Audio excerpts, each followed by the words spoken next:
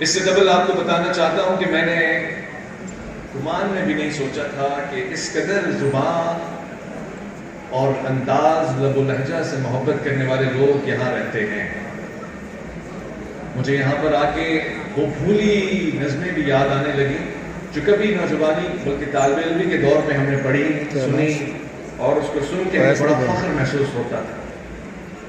اردو زبان سے محبت قوم سے محبت ہے، قومی زبان سے محبت آپ کی شناخت سے محبت ہے.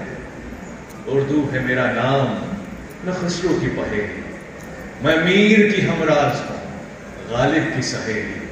یہ جملے آج بھی ہمارے سماعتوں میں رس کھولتے ہیں جب وہ کہتا ہے دکن کے ولی نے مجھے گودی میں کھلایا، سودا کے قصیدوں نے میرا حسن بڑھایا، امیر کی عظمت نے مجھے چلنا سکھایا، میں داغ کے آنگن میں کھلی بن کے چمیلی، اردو ہے میرا نام نہ خسرو کی پہیلی.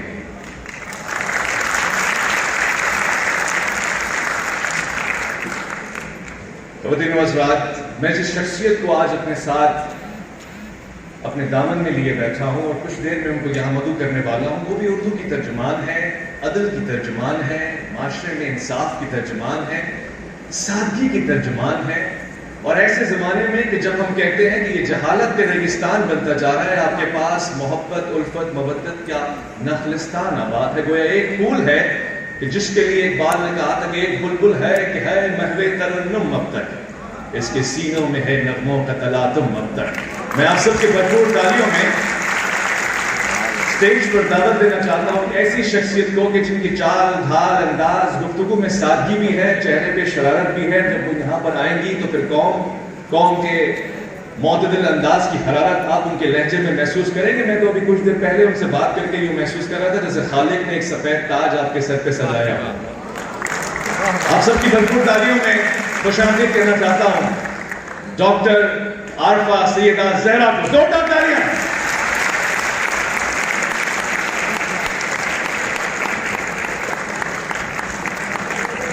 آپ لوگوں نے کھڑے ہو کر استقبال کیا ہے، یہ گرم جوشی کی علامت ہے. میں اور آپ ڈاکٹر صاحبہ کو بھاولپور اسلامیہ یونیورسٹی آف بھاولپور کا خوش آمدید کہتے ہیں اور آپ کے لیے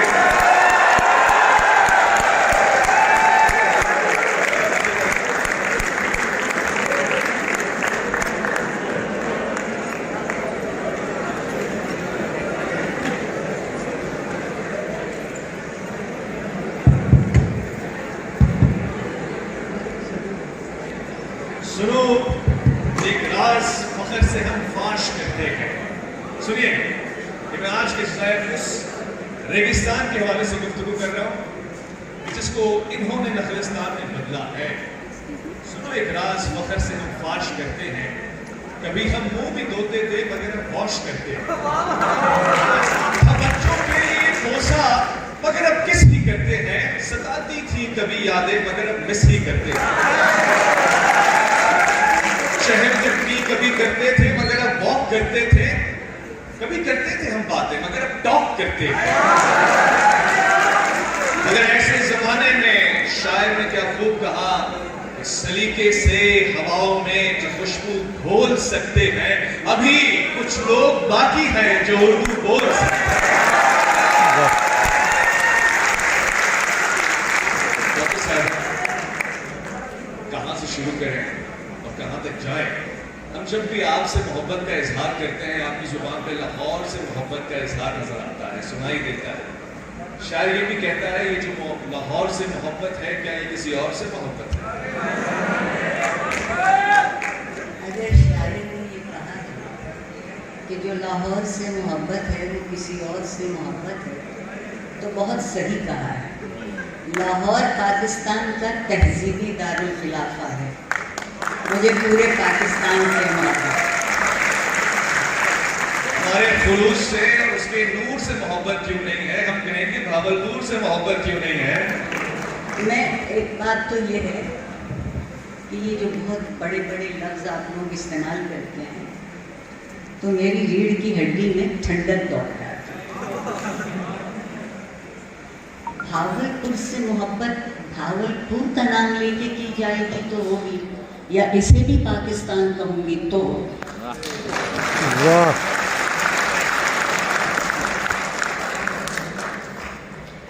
मैं एक सवाल पूछना चाहता हूँ आपकी जानिब से। अखलाकी अक़दार, रिवायात, जिन्हें शायद हम नक़ल मकानी के उस अरसे से लिए आए हैं, वाज़ेह कर दूँ कि ये तस्हीह आपने फरमाई है, मैं इसको हिजरत ही तसव्वुर करता हूँ, मगर आपने फरमाया कि नक़ल मकानी का अच्छा जुमला है। गोया वो अपने साथ छोड़ आए हैं, रास्ते में कहीं खो गए, या फिर आज ढूंढने से नजर नहीं आए। बहुत लुत्फ़ की बात यह है कि अखलाकी अक़दार जोग्राफिया से कोई ताल्लुक़ नहीं रखती।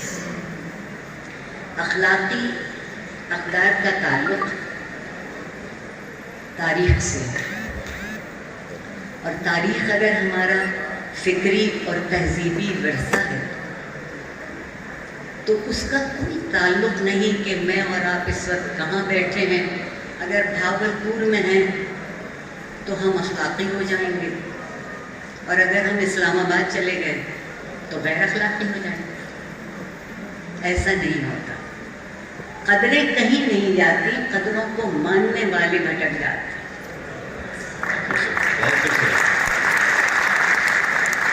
कदरों को मानने वाले, नई नस्ल कदरों को नहीं मानती, नहीं जानती, या हर चीज की तरह कदरों का शॉर्टकट तलाश करती है। मैं नई नस्ल के लिए कोई इल्ज़ाम बर्दाश्त नहीं करती।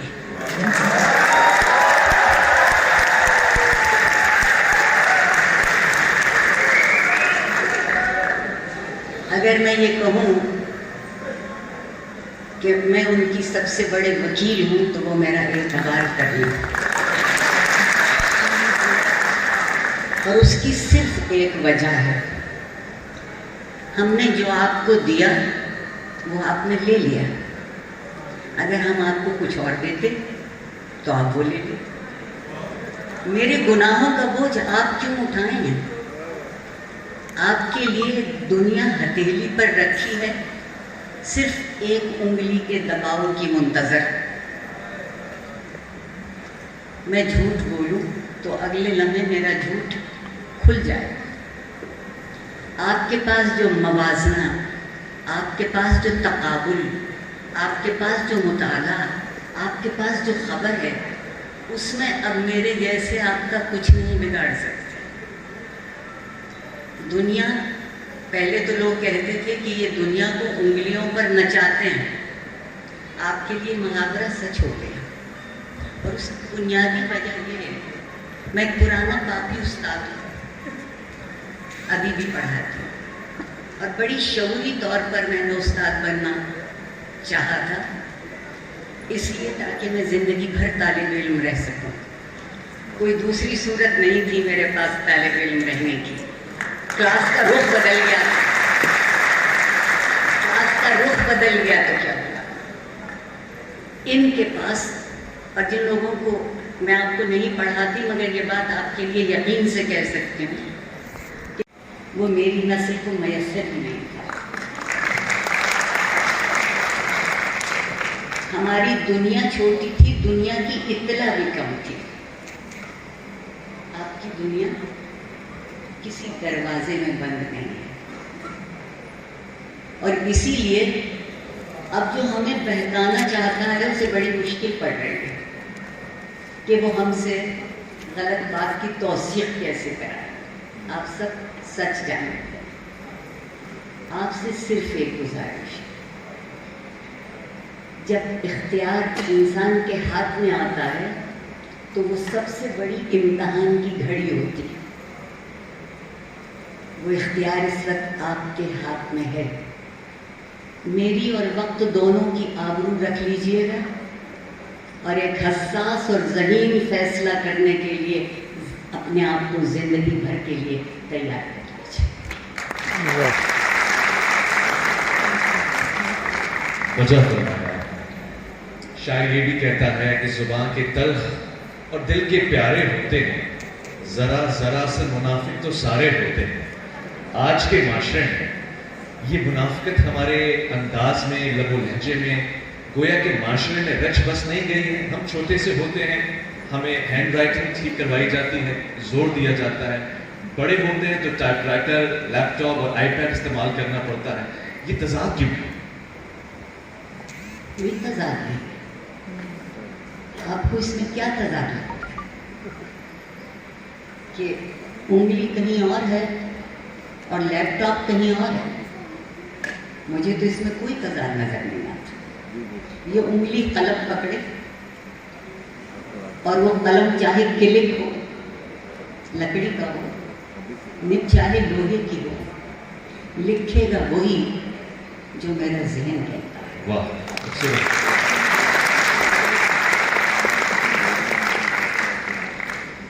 میں جو قبل از مسیح کی نسل سے ہوں، بجائیے زور سے تالی بجائیے.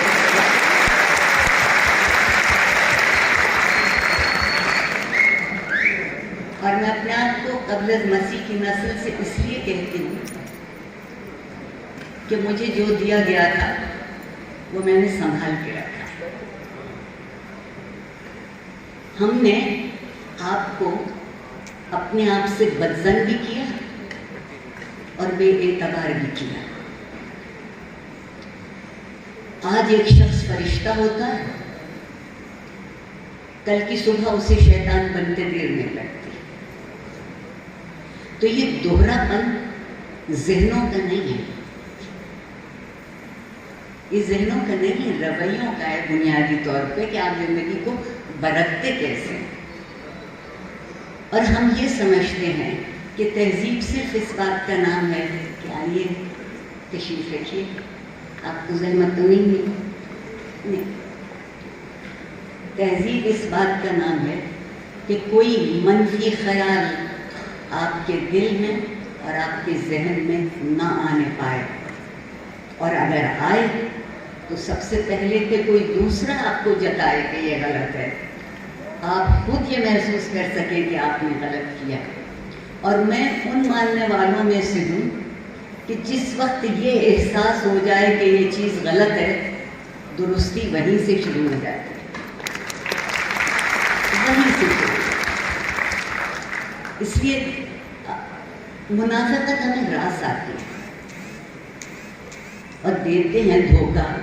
یہ بازیگر کھلا ڈھکا چھپا کے دے بھی میں، ہماری یادداشت کچھ کمزور ہو گئی ہے.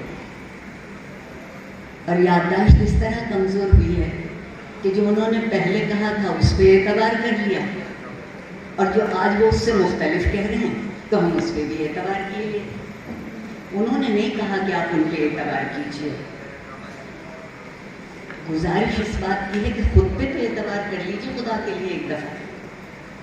اس انتظار میں کیوں ہیں کہ کوئی ہمیں بتائے کہ ہم اعتبار کیسے کریں.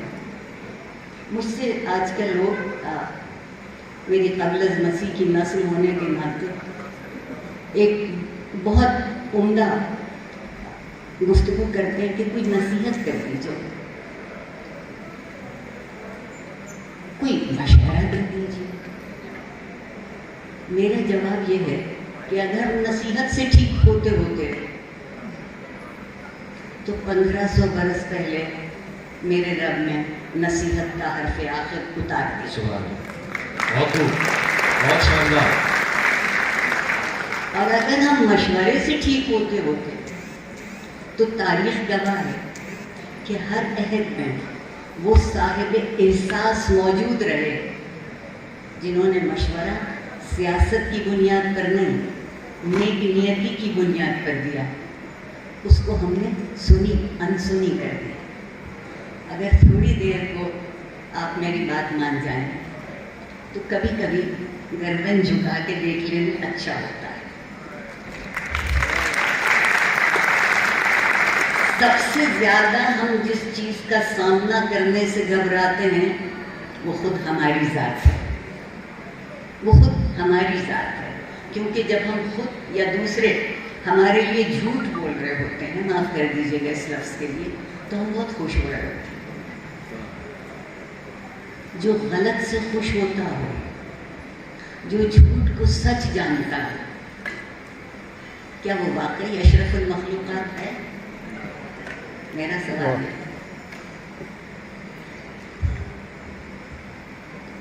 اور اگر اشرف المخلوقات ہونا ہے تو صرف اس لیے نہیں کہ ہم 2 ٹانگوں پہ چل سکتے ہیں. اچھے سے اچھا مداری بندر کو بھی 2 ٹانگوں پہ چلنا سکھا دیتا ہے. اور ہمیں تو ہر 2-3 سال کے بعد ایک نیا مداری مل جاتا ہے.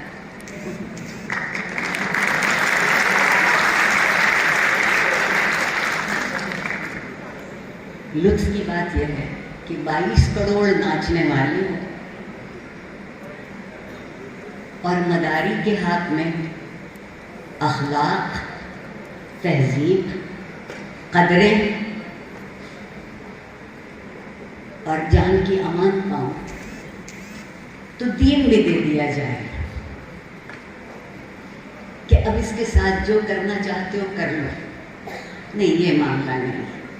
اخلاق، اقدار جو دین سے پیدا ہوتی ہیں میرے اور آپ کے پاس امانت ہے، اور ہم سب کا فرض ہے کہ اس امانت کو دوسروں تک جتنا مکمل طور پر پہنچا سکتے ہو پہنچا دیں.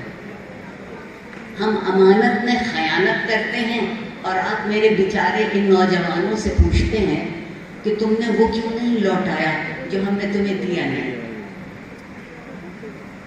ہم نے انہیں نہیں دیا، ہم نے انہیں مصلحتیں سکھائی، خوبصورت. ہم نے انہیں ساز باز سکھایا، ہم نے انہیں یہ سنایا کہ دیکھو زندگی میں کوئی چیز اچھی یا بری، دوستی یا دشمنی نہیں ہوتی. جب ضرورت نکل جاتی ہے تو دھمکیاں دینے لگتے ہیں، جب ضرورت پڑتی ہے تو پیر پکڑ لیتے ہیں. ان کا کیا قصور ہے؟ خوبصورت. اور جب ضرورت زیادہ پڑتی ہے تو کہاں پہ بھی تان جاتی ہیں. زبانیں کاٹ دی گئی. مجھے آپ سے اس جملے کی توقع نہیں تھی. مجھے خوشی ہوئی کہ کم سے کم وزیر اعظم کے برخلاف میں توقع سے پورا نہیں اترا. وجہ صرف اتنی ہے کہ جو لوگ زندگی بھر لڑکھڑاتے آئے ہوں ان کی زبان کی لڑکھڑانے میں کوئی دیر نہیں لگتی.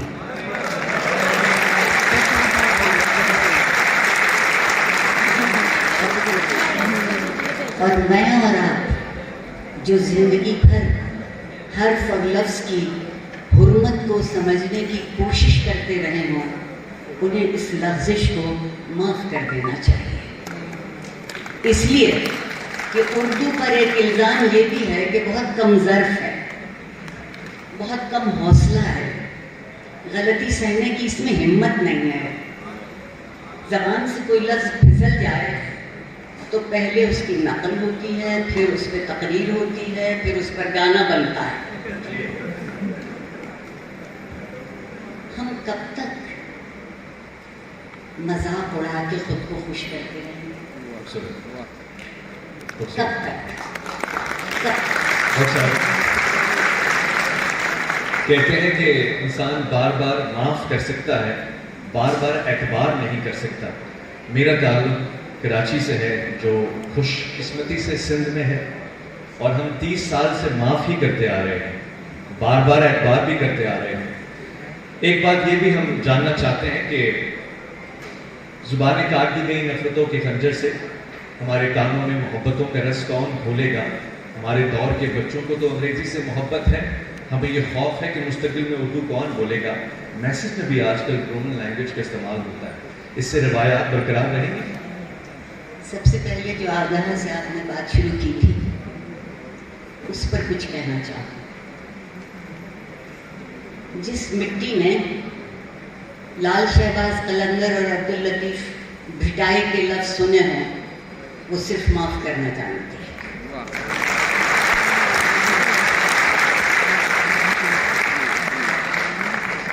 اور معاف صرف وہ کر سکتا ہے جس کو یہ خیال ہو کہ ہم سے بھی غلطی ہو سکتی ہے.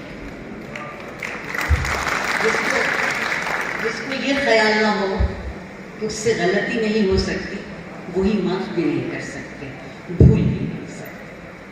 اور آپ کے سوال کا دوسرا حصہ میں بھول گئی، بتائیں۔ جی، دوسرا حصہ ہماری آج کل مستعمل زبان رومن ہے، میسیجز کے اوپر، فیس بک کے اوپر یا دیگر سوشل میڈیا پلیٹ فارم پہ اردو کو ہم نے ایک نیا رنگ دے دیا ہے، کیا یہ اردو کی بقا کا ضامن ہے؟ میں اس کا جواب ضرور دینا چاہوں گی اور تفصیل سے دینا چاہوں گی۔ اس میں کچھ پردہ نشینوں کے نام بھی آئیں گے تو پریشان نہ ہوجیے۔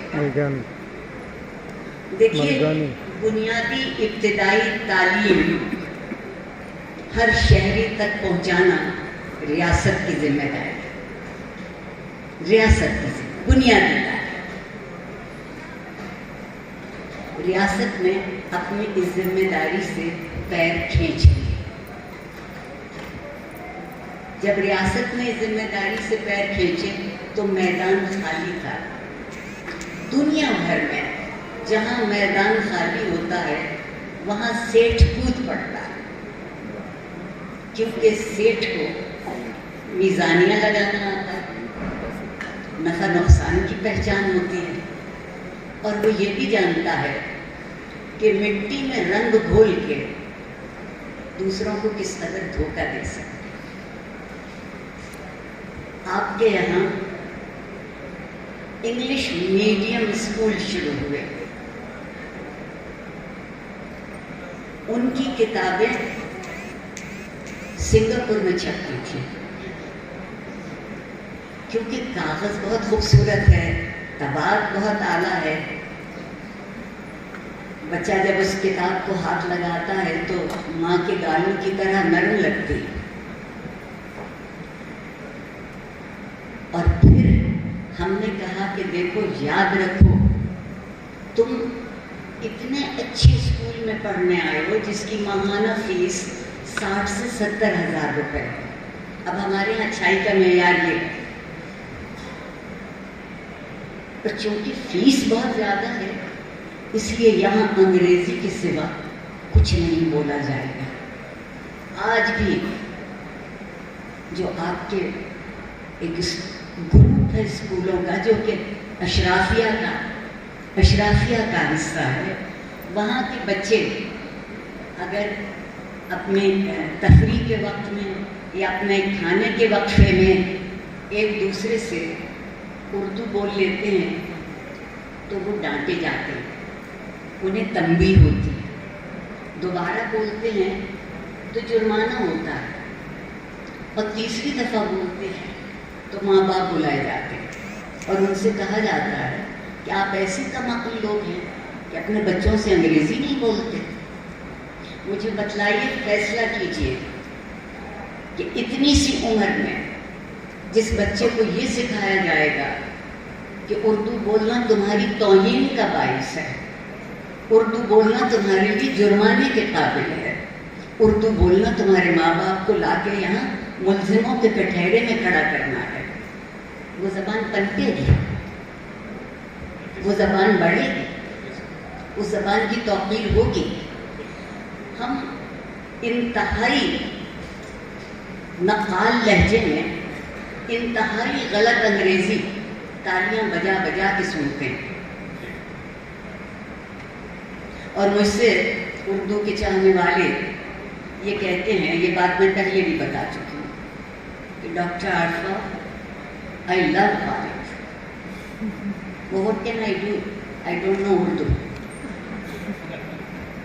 محبت کے یہ معنی ہے کہ جو آپ کا محبوب ہے وہ اپنی زبان بدل گئے، اب غالب کی زبان بدلنا تو میرے اور آپ کے امکان میں ہے نہیں۔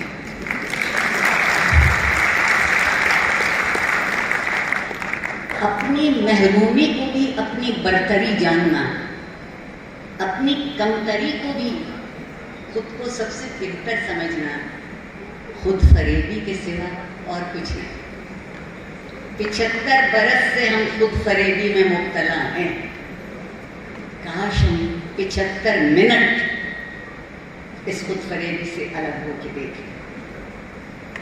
اور سب سے اچھا دھوکہ وہ ہے جو ہم خود کو دیتے ہیں، کیونکہ وہ دھوکہ ہی نہیں لگتا، وہ تو لگتا ہے کہ بہت صحیح بات۔ اردو کا مستقبل کبھی میں بےحد ناز، بےحد اعتبار سے خاص طور پر اپنے نوجوانوں کو اور دستبستہ اپنے اکابرین کو یہ بتانا چاہوں گی کہ میں ایک اردو میڈیم اسکول کی پیداوار ہوں۔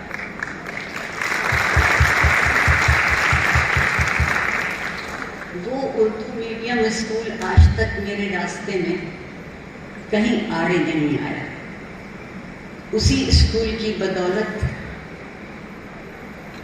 امریکہ کی، جس وقت امریکہ کچھ سال پہلے تک امیر ہوتا تھا، اس وقت ان کی جو سب سے بڑی فیلوشپ تھی وہ ایسوے سینٹر فیلوشپ کہلائی جاتی تھی۔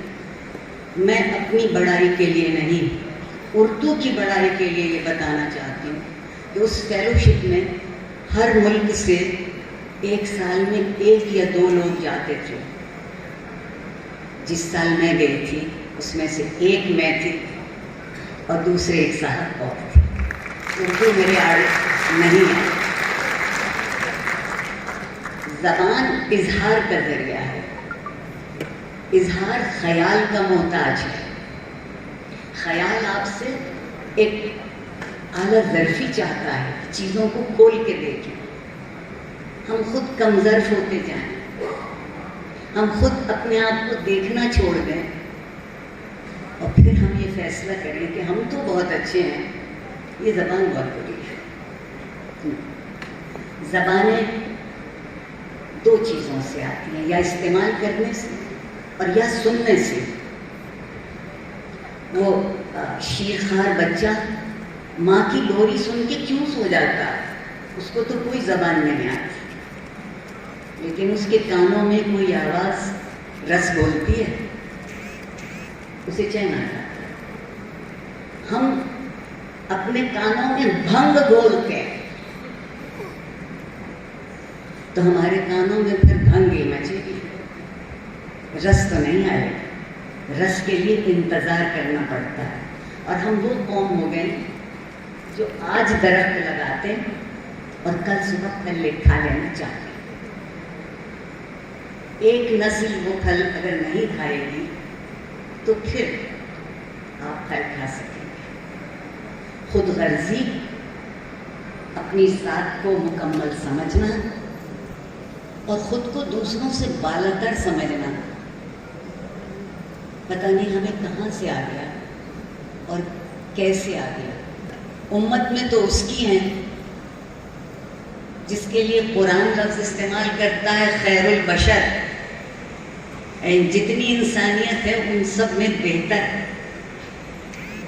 ہم اس کی امت میں ہیں اور ہم نے اپنے آپ کو ثابت کیا ارذل البشر۔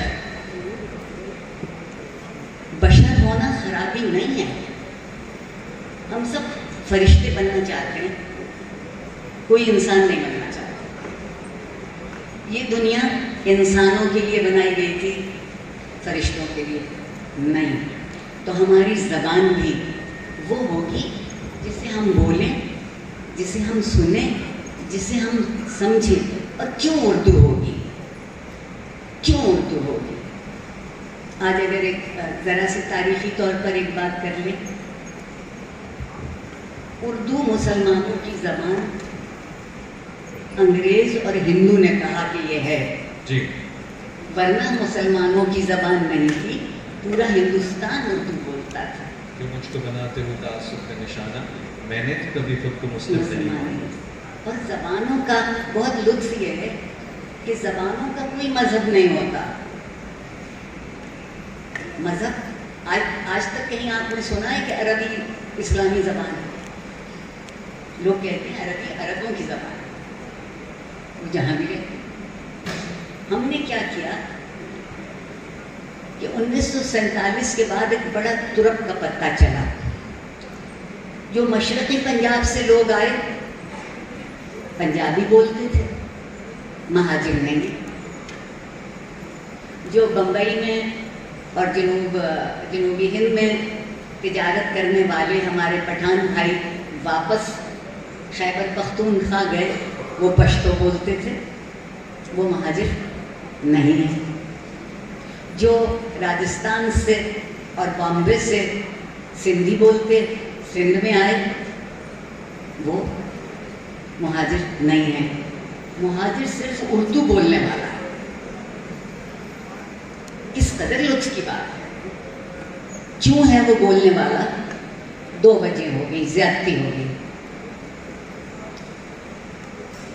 جن 4 صوبوں تک آج پاکستان رہ گیا، میں اس خوش نصیب نسل میں سے ہوں جس نے 5 صوبوں کا پاکستان دیکھا. آج کے نوجوان کو ہم مشرقی پاکستان کا نہ کچھ بتاتے ہیں نہ کچھ سکھاتے ہیں. وہ میرے محبوب جنرل ضیاء الحق مطالعہ پاکستان تو ہمیں دے گئے، مگر اس میں کہیں مشرقی پاکستان کا ذکر نہیں ہے. ہم واحد وہ ملک ہیں جو آدھا ملک گنوا کے اس سے بے خبر ہے. اردو کا سوال ایک یہ ہے کہ اردو ایک زبان سے بنی نہیں. یہ جو میرے سامنے ایک چیز رکھی ہے جسے ہم میز کہتے ہیں اور اس کے اوپر اتنے خوبصورت پھول رکھے ہیں، آپ میز کو کیا لفظ سمجھتے ہیں؟ اردو کا لفظ ہے. میز اردو کا لفظ ہے نا. آپ کو یقین آئے گا کہ یہ ڈچ ورڈ ولندیزی، یہ کرسی اردو کا لفظ ہے. یہ تو عربی سے آ گئی. یہ فرش اردو کا لفظ ہے، یہ تو فارسی سے آ گیا. اور پھر جب ہمیں اور غصہ آتا ہے اور ہمارا بس نہیں چلتا تو ہم کہتے ہیں پاکستان کا قومی ترانہ فارسی میں ہے. غلطی، جبکہ اردو کی اعلیٰ ترین نفیس ترین شکل. جب ہمیں اردو نہیں آتی تو فارسی کیسے آئے گی؟ لیکن کیا حرج ہے کہہ دینے. حفیظ جالندھری سے کہا گیا تھا کہ دھن تو بن گئی، موسیقی تیار ہے، اب اس کے لیے لفظ لکھ دیجیے. اور کیا خوبصورت لفظ انہوں نے لکھے. اردو کی لغت کی اعلیٰ ترین شکل اس میں موجود. اب جب ہمارے ہاں ہم سب بہت متقی پرہیزگار لوگ ہو گئے، ہماری مائیں ہمیں گھر سے رخصت کرتی تھیں تو کہتی تھیں پنجاب میں کہ ربڑا کھا. اس وقت ہم اس کو یہی سمجھتے تھے جسے اب ہم نے اللہ حافظ کہہ دیا ہے. اب ہم خدا حافظ بھی نہیں کہتے. بڑی عجیب بات، لفظوں سے معنی تلاش کرنا کوئی ہم سے سیکھ لے. معنی اس وقت آپ کسی چیز کو دے سکتے ہیں جب آپ سمجھتے ہیں. میں نے جو اتنی زبانوں کا ذکر کیا، میرے خیال میں اردو حد سے سوا ملنسار زبان ہے. جس زبان سے ملتی ہے اسے گلے لگا لیتی ہے. ہم سمجھتے ہیں کہ بونگا پنجابی کا لفظ ہے. حال ہی میں مقدمہ شعر و شاعری میں لکھا ہے کہ وہ لوگ بہت بونگے ہوتے ہیں. اس کا مطلب یہ ہے کہ جو ہماری مقامی زبانیں ہیں ان کے لفظ بھی اردو میں شامل ہوئے. سندھی میں پیاز کو بصل کہتے ہیں، عربی میں بھی پیاز کو بصل کہتے ہیں. وہاں ہم یہ نہیں کہتے کہ یہ عربی ہے، یہ کہتے ہیں کہ یہ. کس قدر مزے کی بات یہ ہے کہ پنجابی میں ہم لہسن کو ثوم کہتے ہیں، عربی میں بھی لہسن کو ثوم کہتے ہیں. ہم سے کو سین کی طرح تلفظ کرتے ہیں پر سے کا تلفظ سے ثوم. پروگرام میں تب ہم کیا کریں گے؟ ایک فکری سرمایہ ہوتا ہے، تہذیبی سرمایہ ہوتا ہے.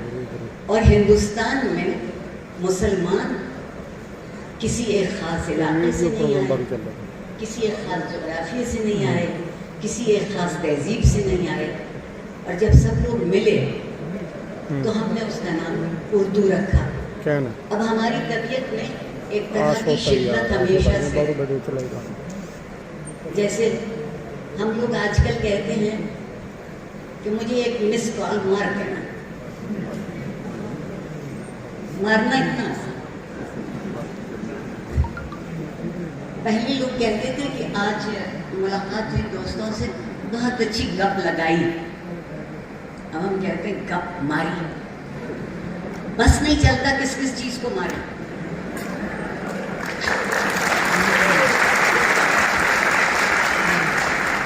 یہ طبیعت کے اندر جو شدت اور دہشت ہے, آپ اس کو دیکھیے.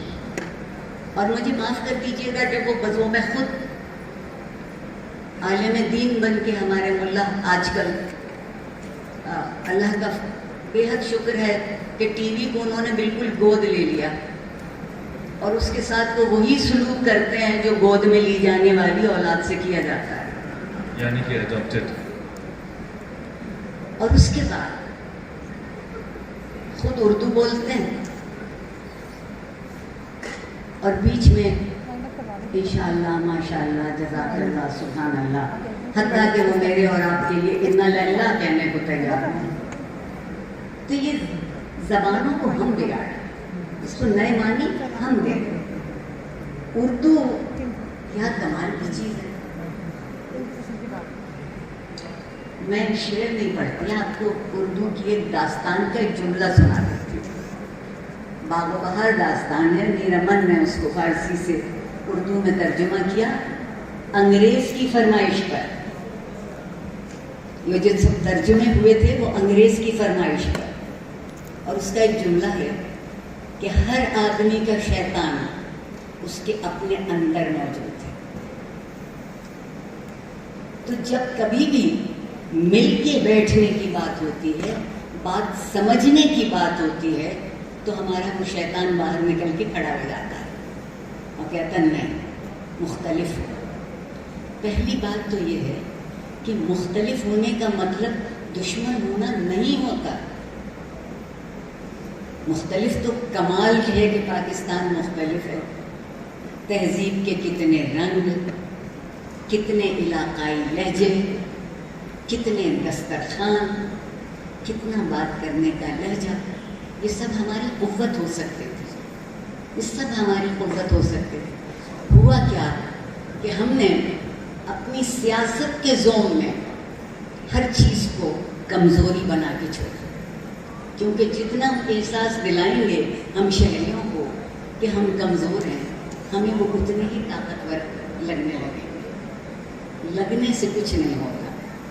طاقت کہیں اندر ہوتی ہے, باہر نہیں. میرے خیال زوردار تعلیم ہونی چاہیے. کوئی روئی کے دھاگے پہ ایک فلسفہ بیان کر رہا ہو, اور اس انداز سے, اس نفاست سے آج کے دور میں کم ہی لوگ تقریر کرتے ہوئے نظر آتے ہیں. ڈاکٹر صاحب, آپ نے ہی ایک مرتبہ بتایا کہ وہ زمانہ تقریر کا تھا, پھر آپ کے محبوب ضیاء الحق نے خود بعد میں بات بدل دی. آج بھی ہم یہ فرق دیکھتے ہیں. تقریری مقابلے ہوتے ہیں یونیورسٹیز میں, کالجز میں, آرٹس فنکشنز ہوتے ہیں جہاں پہ فن اور فن کی نمائش آویزاں ہوتی ہے. یہاں بھی ہم نے دیکھا اسلامیہ یونیورسٹی میں بھی بہت زبردست, بہت ہی معیاری قسم کی فن سازی کی گئی ہے. فن کو فنکاروں تک محدود رکھنا کس حد تک زیادتی ہے؟ ہر شخص اپنے اندر ایک فن رکھتا ہے, کیا یہ کوئی معیوب بات ہے؟ اقبال کا ایک شعر یاد آتا ہے, نقش ہیں سب ناتمام خون جگر کے بغیر, نغمہ ہے سودائے خام خون جگر کے بغیر. اب خون جگر کے لیے چھری اپنے اندر اتارنے کی ضرورت نہیں ہوتی. خون جگر تو اس ذہانت اور اس احساس کا نام ہوتا ہے جو آپ کو نمایاں کرنے کی کوشش کرے. مجھے بے حد اچھا لگتا ہے کہ جب کبھی میں کچھ کہوں یا کچھ لکھوں تو ذرا دیر بعد احساس ہوتا ہے کہ یہ اور طرح بھی لکھا جا سکتا تھا. اس کو وہی قلم زد کرتے ہیں اور اس سے بہتر لکھنے کی کوشش کرتے ہیں. یہ جو میں آپ کا سوال نہیں کہتی, آپ کے دل کی لگن کہتی ہوں. میں اور آپ سب اپنی اپنی جگہ فنکار ہیں. ہم میں سے کوئی ایسا نہیں ہے جو فنکار نہیں. سیاست نے ہمیں یہ سکھایا کہ فنکار ہیرو ایک ہی ہوتا ہے اور باقی ہم سب ولن ہیں. ایسا نہیں ہوتا, ایسا نہیں ہوتا. جو طالب علم نہیں معلوم کن حالات سے گزر کے آپ کے پاس آتا ہے پڑھنے کے لیے, وہ روزانہ آپ کو اپنی زندگی کا حساب کتاب نہیں سناتا. وہ آپ کے سامنے کتاب دل رکھتا ہے کہ آپ اس کو پڑھیے اور پھر مجھے بتائیں. یہ فن کو فنکاروں تک شامل کر دینا افسوس کی بات ہے. ایک میرے محبوب نے تقریر کا تو فن ختم کیا ہی سے کیا, کیونکہ تقریر میں آپ کسی پر اپنی برتری نہیں جتا رہے ہوتے, اپنی بات پہنچانے کی کوشش کر رہے ہوتے, اور اچھی بات کے دونوں پہلو بیان کرنا اچھے ہوتے ہیں, منفی بھی مثبت. خطبے میں ایک بڑی خوبی ہے کہ وہ اگر آپ ان کی بات نہیں مانیں گے تو جہنم کے سارے دروازے کھل جائیں گے, اور اگر آپ ان کی بات مان لیں گے تو جنت خدا آپ تک چل کے آ جائے گی. یہ فنکاری جو آئی ہے یہ ان کے سوا کسی اور کو نہیں ہے. ہم نے یہ کیوں سوچ لیا ہے کہ زندگی میں حسن, زندگی میں خوشی, زندگی میں اطمینان, زندگی میں طمانینت, زندگی میں اپنے آپ کو سمجھنے کی صلاحیت صرف چند ہزار لوگوں تک ہوتی ہے اور باقی ہم سب یوں ہی ہیں؟ نہیں, ہم میں سے کوئی بھی یوں نہیں ہے. اب یہ الگ بات ہے کہ فن کا میدان کسی کو کتنا ملتا ہے. بہاولپور یونیورسٹی, اسلامیہ یونیورسٹی بہاولپور میں پہلی دفعہ آئی, اور میں نے آج صبح بھی کہا تھا کہ کل سے اب تک عالم حیرت میں ہوں.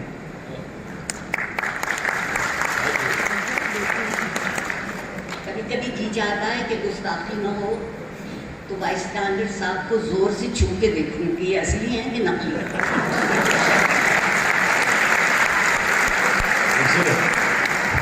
میں نے چھو کے دیکھا خالصتاً اصلی. اس لیے پتہ چلتا ہے چند سالوں میں 12,000 سے 60,000 ہو گئے.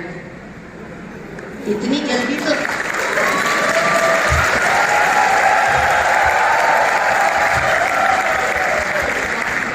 یعنی کہ ڈاکٹر صاحبہ یہ کہنا چاہ رہی ہیں, اگر میں آپ کے الفاظ میں تھوڑی سی جسارت کروں, یہ وائس چانسلر صاحب کے لیے ہے کہ ہماری نگاہ محبت کا انتخاب آپ ہیں.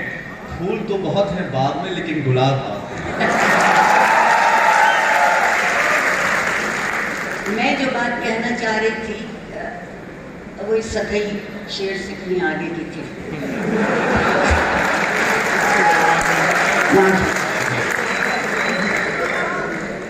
میں صرف یہ کہنا چاہ رہی تھی کہ جب کوئی بھی فرد اپنی ذمہ داری کو اپنے فن کی انتہا سے پورا کرتا ہے تو کامیاب تو وہ فنکار ہے.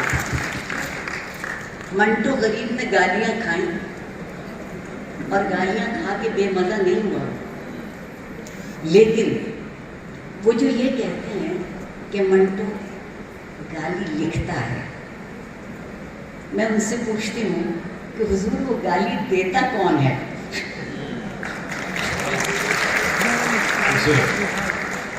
دیتا کون ہے جہاں سے منٹو کو خبر ہو جاتی. سب سے بڑی بات آپ دیکھیے,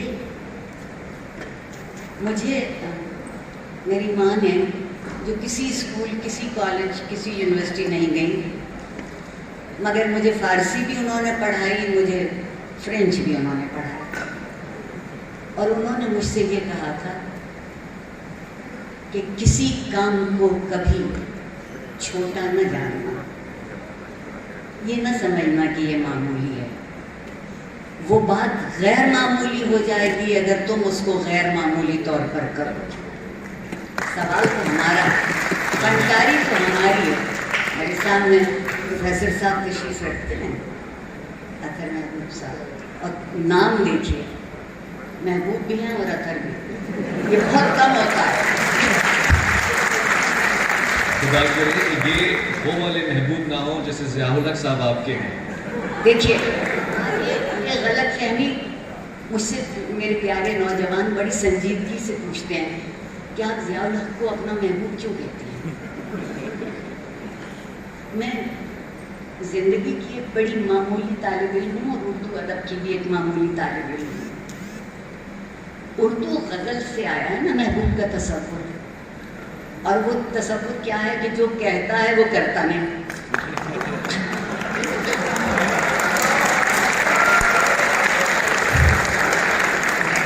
وہ تصور کیا ہے کہ جو وعدہ کرتا ہے وہ پورا نہیں کرتا. اور وہ تصور کیا ہے کہ رقیب کو سر پہ بٹھاتا ہے اور دوستوں کو ٹھکراتا ہے. اگر ان میں سے کوئی خوبی جنرل ضیاء کی نہیں ہے تو میں اپنے لفظ واپس لے لوں. صاحب یہ آپ محبوب کی ڈیفینیشن بتا رہی تھی یا وزیر اعظم کا ذکر کر رہی تھی؟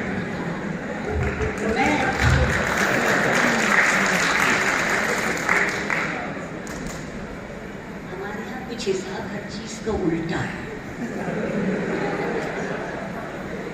حکومت کو ریاست کا خادم ہونا چاہیے, اور جو ریاست کا خادم ہے وہ میرا اور آپ کا بھی خادم ہے, کیونکہ میں اور آپ ریاست ہیں. یہ جو بڑے لوگ سمجھتے ہیں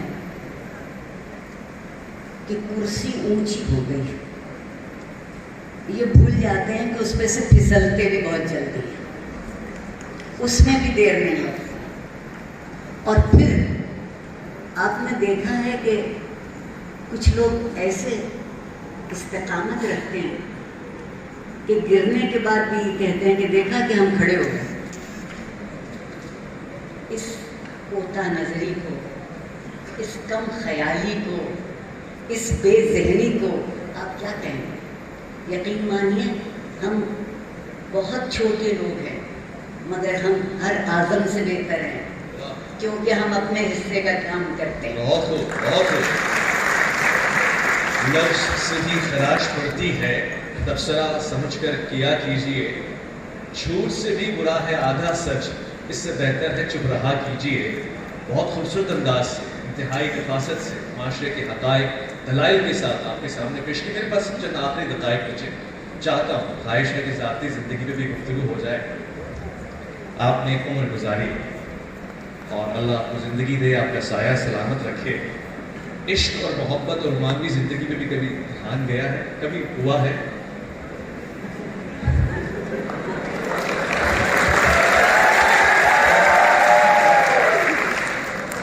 عورتوں سے یہ سوال کر کے مرد بہت خوش ہوتے ہیں.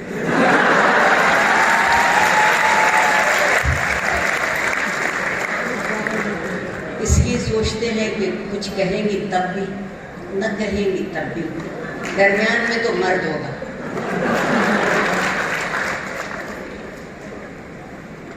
میرے 3 عشق ہیں, آپ تو ایک عشق کی بات کریں. پاکستان, لاہور اور اردو کے علاوہ میرے 3 عشق کے نام ہیں, پاکستان, اردو, لاہور. اور دراصل تینوں ایک ہی ہیں, وہ ایک دوسرے سے الگ نہیں کیے جا سکتے. اور سب سے بڑی بات یہ ہے کہ جو زندہ ہے اس کے اندر رومان زندہ ہونا چاہیے. رومان چھنگلیا پہ دوپٹہ لپیٹ کے پیڑوں کے گرد گھوم کے گانا گانے کا نام نہیں ہے. رومان زندگی کے سامنے ڈٹ کے کھڑے ہو کے اس کی آنکھوں میں آنکھیں ڈال کے اس کا جواب ڈھونڈنے کی کوشش ہے. میں نے اپنے عشق بھی تسلیم کیے, اپنا رومان بھی تسلیم کیا. تیسری چیز کیا تھی وہ بھی بتا دیں. وہ کوئی نام کسی شخص کا, مرد کا بتا رہی ہے؟ محمد صلی اللہ علیہ وسلم. صلی اللہ علیہ وسلم. محمد سے لگتا ہے یہ وہاں چیز ہے کہ آپ لوگوں قلم تیرے ہیں. مزے کی بات یہ ہے کہ انا کی تسکین ہوتی ہے کہ مرد کا نام بتا دیں, صرف انا کی تسکین. اور آپ جس محبت کو مجھ سے پوچھ رہے ہیں وہ مجھے کبھی نہیں ہوئی. جو نام آپ نے لے لیا وہ ہم سب کا محور اور مصدر محبت ہے اور حقیقی معنوں میں انہیں سے محبت اصل محبت ہے. ہم دعویٰ کرتے ہیں ان سے محبت کا، اس ذات گرامی سے دعویٰ کرتے ہیں محبت کا، محبت کرتے نہیں ہیں. ہر کام وہ کرتے ہیں جو اس نے کہا تھا مت کرنا. سچ فرمایا، سچ فرمایا. کچھ اور ہے؟ جی آپ نے سنجیدگی کی طرف رخ موڑ دیا، ورنہ میں تو رومانویت اور دیوانگی کی طرف جانے والا تھا. آپ کیا سکتے؟ ایک عاجزانہ سوال، معصومانہ نہیں. عاجزانہ سوال یہ ہے کہ مرد ذات سے بہت نفرت ہے یا خواتین کے حقوق کی اس حد تک پامالی ہوئی ہے کہ آپ حقوق نسواں کے لیے علمبردار بن کے نکلی. اعتدال پسندی کا راستہ بھی کوئی ہے؟ بڑی عجیب بات ہے. اگر آپ یہ کہیے کہ آج کل کی حکومت کچھ اچھا کام نہیں کرتی تو لوگ فوراً تڑپ کے غصے سے آپ کے منہ پہ ایک تانا کھینچ کے مارتے ہیں نواز شریف اچھا تھا. کس نے کہا؟ یہ آپ کے دلوں کا چور ہے جو باہر آ رہا ہے. آپ کے دلوں کا چور باہر آ رہا ہے، میں نے نہیں کہا. اسی صورت سے اگر عورت کے حق کی بات کی جائے، اور میں عورت کا حق نہیں کہتی ہوں، میں انسانی حقوق کہتی ہوں. عورت اتنی ہی انسان ہے جتنے کہ مرد انسان ہے. اور اللہ تعالیٰ نے ایک اور کمال کیا ہے، تخلیق کے درد سے صرف عورت کو آشنا کیا، صرف عورت کو آشنا کیا. اور جو اس درد سے آشنا ہو جائے وہ ہر درد کو برداشت کر لیتا ہے. میں ان کی اس برداشت سے کہنا چاہتی ہوں کہ اپنی ناانصافی کو، حق تلفی کو، ظلم کو مت قبول کیجیے. میں عورتوں سے ہمیشہ ایک بات کہتی ہوں، آج بھی سب سے کہہ کر جاؤں گی کہ زندگی میں رعایتیں نہ مانگیے گا. جو رعایت مانگتا ہے اس کو اس کے حق نہیں ملتے. تو میں تو حق کی بات کرتی ہوں. پھر یہ سوال کہاں سے ہو گیا کہ عورت کا حق مانگیں گے تو مرد سے نفرت ہو جائے گی؟ مرد کو تو پہلے ہی حد سے زیادہ حق دے دیے، قانون نے کم دیے، شریعت نے کم دیے، اور خدا ان عورتوں کو خوش رکھے جنہیں ماں کہتے ہیں، انہوں نے سب سے زیادہ دیے مردوں کو حق. سالن کی اچھی روٹی گھر کے مرد کھائیں گے، نلی کی ہڈی بھائی کے لیے ہوتی ہے، گرم پھلکا ابا کے لیے ہوتا ہے. اور اگر صاحبزادے رات کو 2 بجے بھی گھر آئیں تو وہ تھک کے آتے ہیں، بہت تھکے ہوئے آتے ہیں. فردوس کی لانڈری مرد کی ہوتی ہے.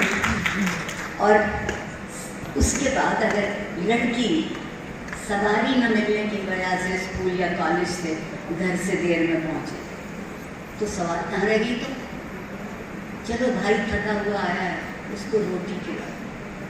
بھائی جہاں سے آپ آ رہے ہیں وہیں سے وہ بھی آ رہی ہے. نہیں، میری ان تمام ماؤں سے گزارش ہے، اور کیوں کرتی ہیں وہ اپنے بیٹوں کے ساتھ یہ سلوک، اور تمام شوہروں سے معذرت کے بعد کہ جتنی شوہروں نے ان سے زیادتی کی ہوتی ہے وہ سمجھتی اس طرح وہ ایک مرد کو اپنے اختیار میں لے آئیں. لیکن جس دن وہ مرد ایک بیوی کا شوہر ہو جاتا ہے اس دن وہ اختیار بھی غائب ہو جاتا ہے. سوچئے کہ مسئلے برتاؤ کے لیے معاشرت میں روا رکھا ہے، وہ نہ قانون میں روا رکھا ہے نہ شریعت میں. شریعت میں خوبصورت 5 سوال میرے پاس ہیں اور 5 منٹ بھی پوچھنے کا شوق رکھتا ہوں. وہ ہے اس کو ہم ریپڈ فائر بھی کہہ سکتے ہیں. کبھی سب سے زیادہ یعنی کہ حد سے زیادہ کسی پہ غصہ آیا ہے؟ کبھی کسی کو غصے میں جھڑک کے یہ کہا ہے کہ یہ بال ہم نے دھوپ میں سفید نہیں کیے ہوئے؟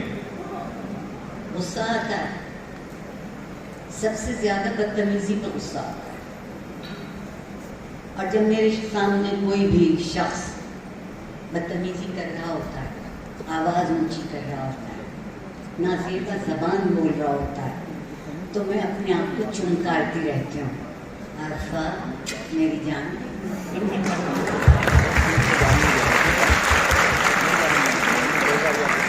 عارفہ میری جان، جواب نہیں دینا، عارفہ میری جان، چہرے پر تاثر مت آنے دینا، کیونکہ اس شخص کی پوری کوشش ہے کہ تمہیں اپنی سطح پہ لا کے کھڑا کرے، اور اگر تم ان کی سطح پہ اتر جاؤ گی تو وہ جیت جائے گا۔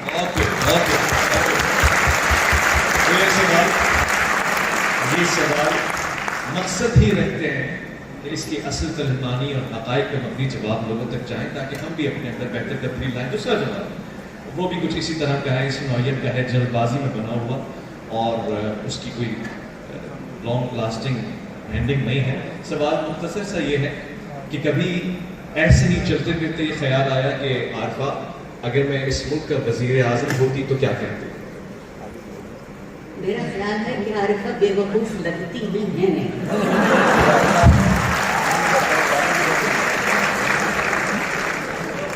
اتنی حماقت کی بات میں نہیں سن سکتا۔ ایک اور حماقت، اگر آپ شوہر ہوتے، مرد ہوتے، اور کسی پروفیسر کسی انسٹیٹیوشن میں ٹیچر لیکچرار ہوتی، تو آپ کس طرح سے اپنا کردار آسان طریقے سے نبھاتی؟ یہ بھی کوئی حماقت تو نہ ہوتی؟ یہ مفروضہ ہے جس کا حقیقت سے کوئی تعلق نہیں، اور جس چیز کا حقیقت سے تعلق نہیں اس کا جواب دینے سے کوئی فائدہ ہے؟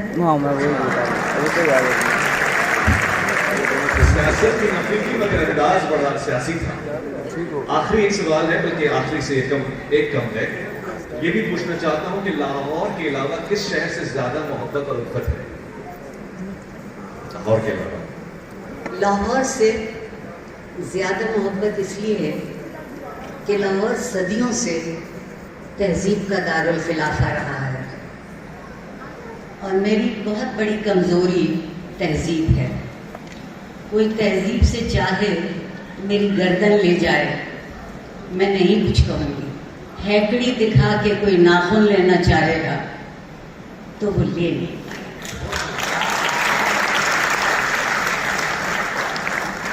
شہروں سے محبت دو وجہ سے ہوتی ہے۔ مدینے میں ہم رہتے نہیں، لیکن اس دور حکومت سے پہلے مدینے سے محبوب کوئی چیز نہیں تھی، اور وہ اس لیے نہیں تھی کہ اس میں میرے اللہ کے محبوب اللہ تک پہنچنے کا انتظار کر رہے۔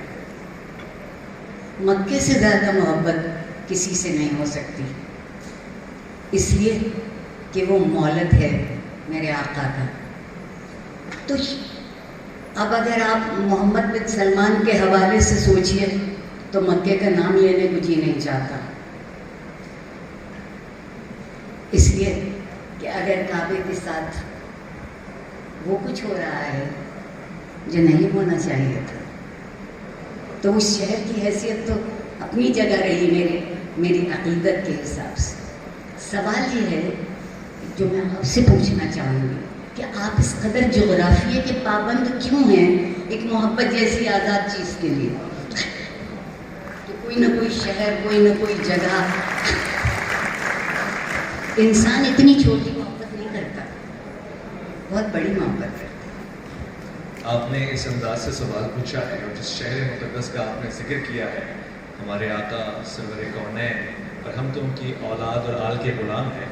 ہم اکثر اس بات کے اوپر یہ گفتگو، چاہے وہ ٹیلی ویژن کے پروگرام بھی کیوں نہ ہو، بس کر دیا کرتے ہیں کہ میں تو وہ سرکش جو کسی کے زیر تاب نہیں آتا، میں نہیں کرتا کسی سلطان دنیا کو سلام، ہم اگر نام حسین ابن علی آ جائے تو میں غلام ابن غلام ابن غلام ابن غلام۔ بہت شکریہ۔ حضرت علی کا ایک قول آپ کے تمام سوالوں کے گرد گھومتا رہا ہے اور میرے ذہن میں بھی۔ حضرت علی سے کسی نے پوچھا کہ میں مسلمان ہوا اور مجھے بہت اچھا لگا، مجھے مشورہ دیجیے، نصیحت کیجیے کہ میں کس طرح سے اس کی تبلیغ کروں، کس طرح اس کی تلقین کروں کہ اس کا ذکر عام ہو جائے۔ نوجوانوں سے خاص طور پر کہہ رہی ہوں، اور ان نوجوانوں سے جو کسی امام کے مقتدی ہیں ان سے بالخصوص کہہ رہی ہوں کہ آقا جناب حضرت علی نے جواب دیا کہ ضرور اچھا کام ہے، کیجئے، دیر لگانے کی ضرورت نہیں۔ اور تو پھر بھی کوئی مشورہ؟ انہوں نے کہا نہ زبان کھلے نہ تلوار، کر لیجیے تلقین و تبلیغ، نہ زبان کھلے نہ تلوار، آپ کا کردار، آپ کا برتاؤ، آپ کی فکر ایسی ہو کہ دوسرے اس سے متاثر ہو جائے۔ بہت بہت بہت شکریہ۔ یقیناً آپ سب، آپ تمام حضرات یہ سوچ رہے ہوں گے اور یہ کہنا بھی چاہتے ہوں گے، میں آپ کی ترجمانی کرتے ہوئے آپا کا شکریہ ادا کروں، اظہار تشکر پیش کروں اور کہوں کہ وہ کرے بات تو ہر لفظ سے خوشبو آئے، ایسی بولی وہی بولے جسے اردو آئے۔ بہت بہت شکریہ۔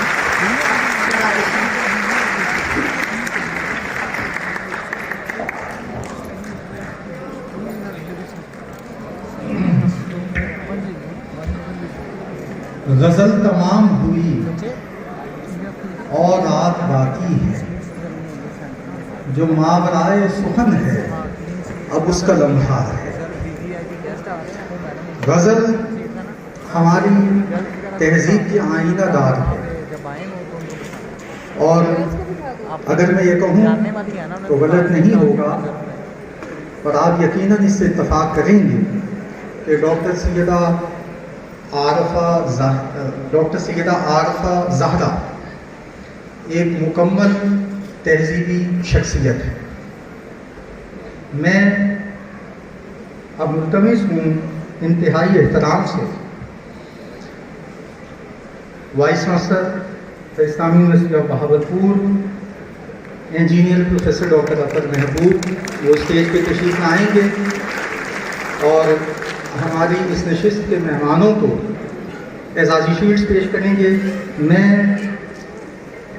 محترمہ مسز رابعہ اطہر محبوب صاحبہ بیگم وائس چانسلر صاحبہ سے بھی درخواست کروں گا، اگر وہ موجود ہیں وہ اسٹیج پہ تشریف لائیں، وہ تشریف لا سکیں۔ اور میں شہزاد قادری صاحب سے بھی ملتمس ہوں، فوکل پرسن ہیں DLCF 2022 کے، اور ڈاکٹر آصف ندیم ڈانجا صاحب سے بھی درخواست ہے وہ بھی اسٹیج پہ تشریف لائیں۔ اور سب سے پہلے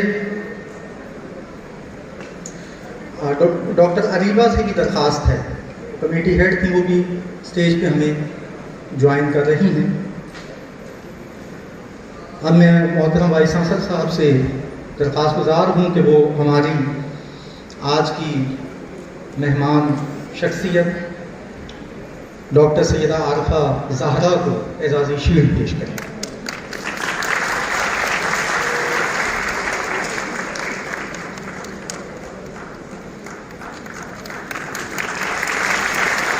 بہت شکریہ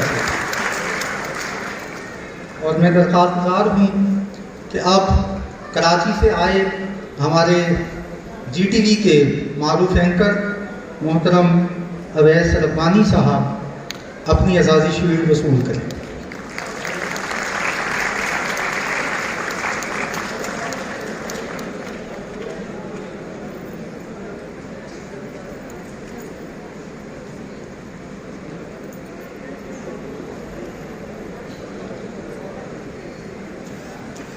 بہت شکریہ۔ اس کے ساتھ ہی اس نشست کے باقاعدہ خاتمے کا اعلان کیا جاتا ہے، اور اب آپ کے سامنے انشاءاللہ بہت جلد کلچرل پرفارمنسز آئیں گی اور ہم سب انشاءاللہ تعالیٰ بہت محسوس ہوں گے۔ بہت شکریہ۔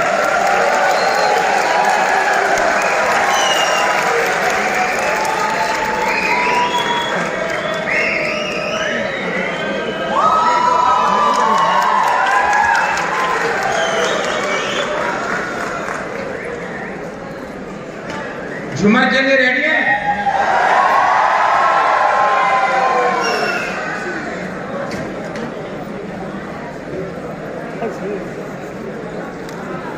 یونیورسٹی کے لڑکوں کے لیے، خاص طور پر جو بوائز بیٹھے ان کے لیے، جھٹکتے زلفاں بدلتے پہلو نظر ملے نے تب مر گئے سے،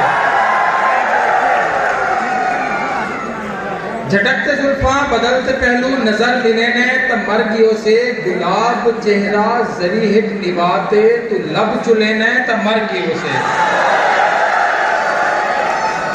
اور